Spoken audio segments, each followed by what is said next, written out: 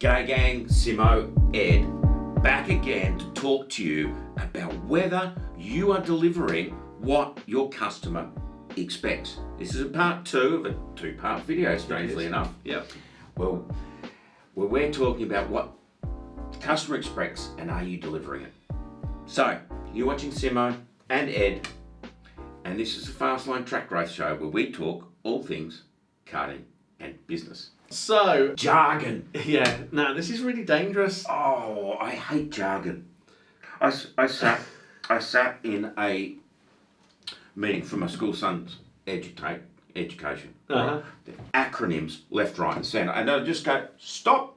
What does that mean? Explain what that means, please. It was like, stop. Explain what that means, please. That drove me insane.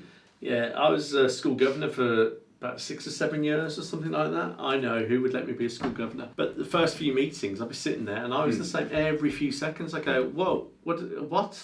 Can you just use the correct term and like just explain it to me? And then sometimes they explain it, and what does that mean? Yeah. And they go, oh, you'll get up to speed with all these letters. And I go, I don't need to. Speak just in proper sentences and make sure Plain the whole English. room's with you. Yeah, Yeah. absolutely. Yeah. So be careful of the jargon, because that will create friction with your customer. If you've got terms that you're using and the customer doesn't understand them, they may not have the should we call it the confidence to go, whoa, what the heck does that mean? And even though you think it's a universal term in the karting world, be really careful about the wording you're using, because it will just mean that the customer expected one thing. Yeah. And you delivered something different just by your choice of words. I mean, like, how close did you get? Yeah. And how far away are you now? Yeah. Words can mean it. Words are magic, as I often say. Yeah. We haven't had an Edism for a while, but there you go. Words are magic. I mean, how often do we sit there and fiddle around with words in our copy? All the time. Yeah. It's really, there are some precise words. No, that word doesn't work. No. Try this one. Yeah. Well, when you read my copy, there's certain words appear all the time, but I know they're powerful and I know that they're understood universally in one way. So you've got to be ever so careful how you use words. Right. Can you make a complaint easily? I can. Yes. This it's counterintuitive, isn't it? But you need to seek out complaints at your go-kart track. Well, you do. Because if no one complains, you don't know that there's a problem. Well, now, interestingly, I'd go the other way. If nobody complains, I You know have got a problem. There's Yeah. definitely a problem. Yeah. And the only reason I can say that is because you can't please all the people all the time. And it doesn't matter how good you are. It doesn't matter where you are in the world, what offering you've got. Everybody will find something to complain about. So if you're getting no complaints, you've got a bigger problem than people that are getting some. I've got a supplier that was selling me a certain part, right, and it wasn't the right size. Okay. So I told him. He's going, no, you're wrong. Right, I've gone. Well handled. Do you get many orders for this part? Yeah. No. I said, well, it's a well-used part. Yeah. It's a regularly used part, right? I'm taking that version of it, which is the right version, Yeah. and I'll sell loads. I'll probably buy more than people are buying of that one, altogether. Yeah. And he comes back to me a couple of years later and goes, oh, you were right. A couple of years later. What? But it was. Oh man. I only see him once a year. Okay, but even so, like if he's not heard the complaints often enough, he's not accepting complaints. And it's because most of his customers will buy that product once, it didn't work, and just not say anything, or they won't come back. So it took 2 years for him to uncover it, which is the problem around. If you don't make it easy to complain, it could easily be a year or two before you uncover that you've got a problem down at your track. Because the customer's expecting one thing, something didn't happen, but they've got no way of telling you about it. Oh, terrible.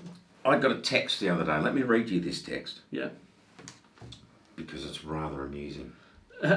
So, this guy had been to a go-kart track. Yeah. A friend of ours went to a go-kart track. And they had new karts. Okay. Right? And he said the steering seemed different and much slower. Okay. Right? And the track told them that will get faster.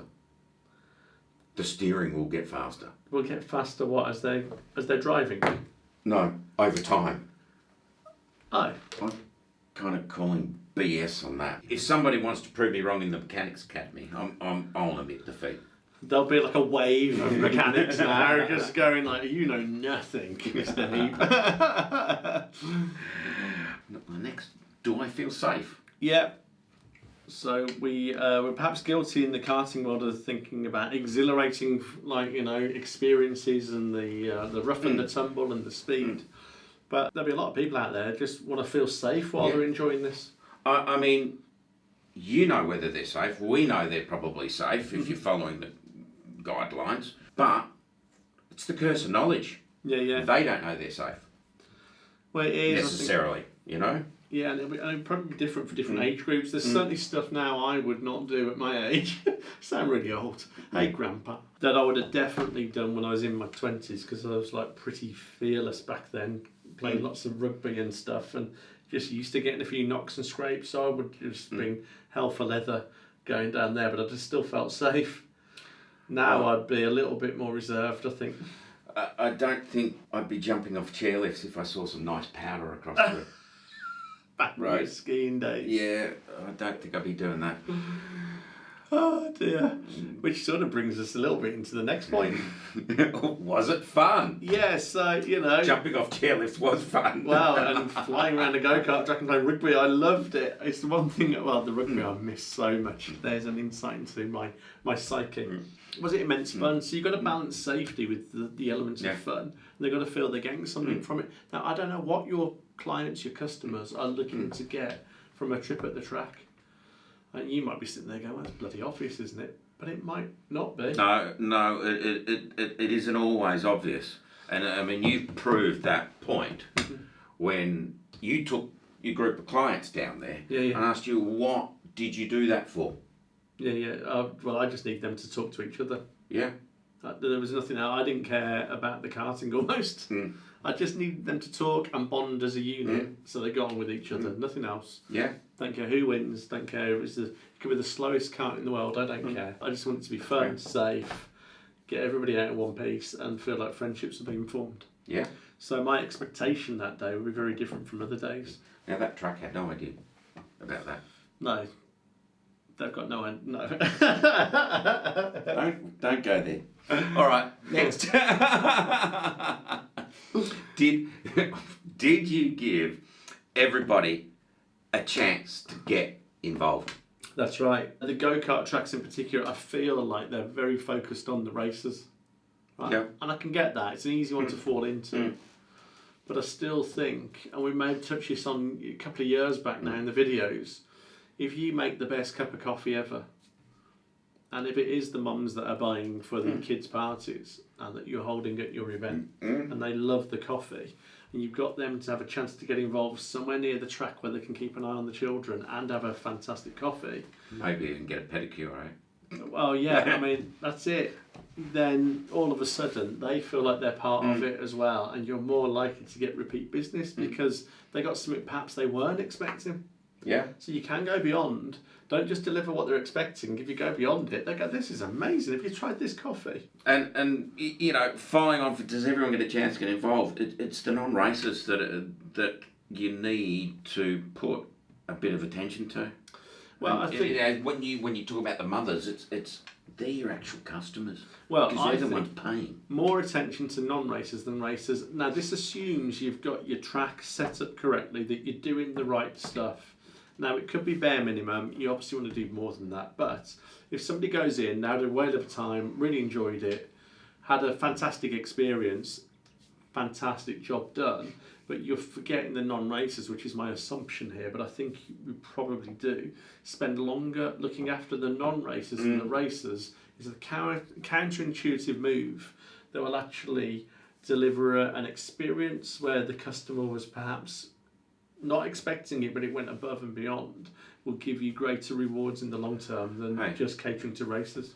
Well, if you're selling a 30-minute session, whether it be 2:15s or 1 30-minute, those spectators are sitting there for 30 minutes Yeah. watching the race. Yeah. Do you think you could get in a couple of coffees, maybe a beer, maybe a wine, maybe a soft drink, packet of crisps? Yeah. Maybe just sit there and go, who you here with? Like, and if it's somebody who's racing on the track that's old enough to drive, they go, oh, are they insured on your car? Yeah. Oh, would you want a drink while they're... They can't drink while they're on the track. So you can decide who's driving home.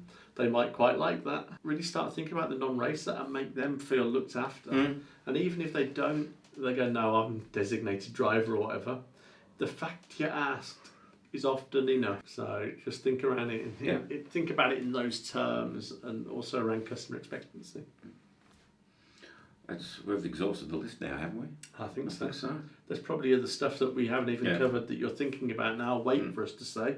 Stick them in the comments. Other than that, I think that's us for today, isn't it? Yep, that is. So it's goodbye from me. Cheerio from me. And we'll see you next week.